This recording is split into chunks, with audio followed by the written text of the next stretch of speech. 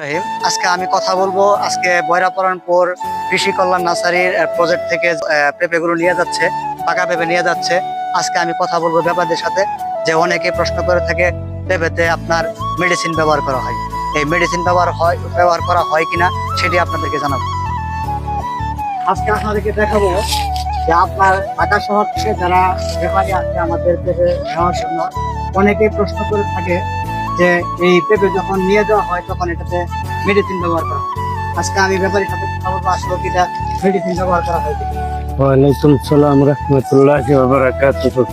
আজকে যে আপনার এই বয়রাপরানপুর কৃষি কল্যাণ নার্সারি এবং আপনার এখানে যে প্রযুক্তি করা হয় যেখান থেকে আপনি টাকা থেকে নিয়ে যাচ্ছেন, এটা থেকে আসলেও অনেকে প্রশ্ন করে যে এটাতে আসলেও মেডিসিন ব্যবহার করা হয়। তারা ঢাকা শহরে নিয়ে যাচ্ছে, এটা মেডিসিন ব্যবহার করে নিয়ে যাচ্ছে, এটা আসলে সত্য কিনা?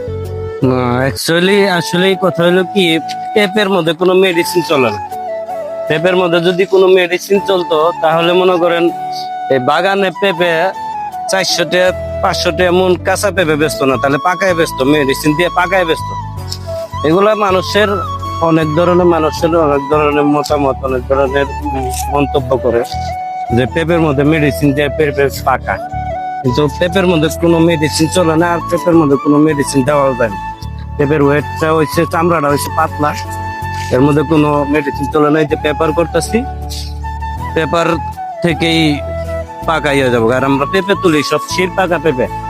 আমাদের ব্যাপারী সব বলতেছে যে এই পেঁপেটা যখন উঠাইছে এটা কিন্তু অ্যাকচুয়ালি আপনার শীত পেকে গেছে। শীত পেকে গেছে প্রত্যেকটা পেঁপে। ওনারা এটাতে আপনারা হচ্ছে এই পেপারিং করার কারণে এটা আজকে যখন নিয়ে যাবে, নেওয়ার সাথে সাথে আগামীকাল যখন বিক্রির জন্য এটা উপযোগী হয়ে যাবে, কারণ এটা সম্পূর্ণটাই পেকে যাবে।